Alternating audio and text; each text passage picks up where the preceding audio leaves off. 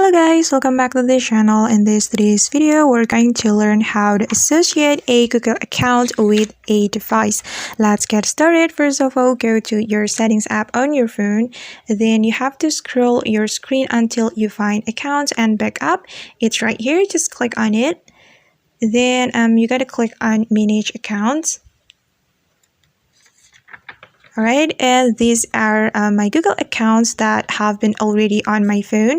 Then you can add another account by clicking on add account right here if you want to add another account. And if you want to associate those Google accounts with our device, we can click on this auto sync data. We can turn on the auto sync data.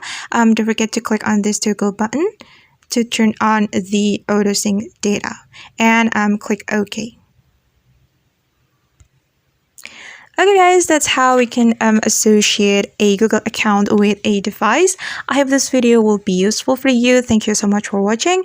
Don't forget to like, leave your comments, and also subscribe this channel. See you on the next video.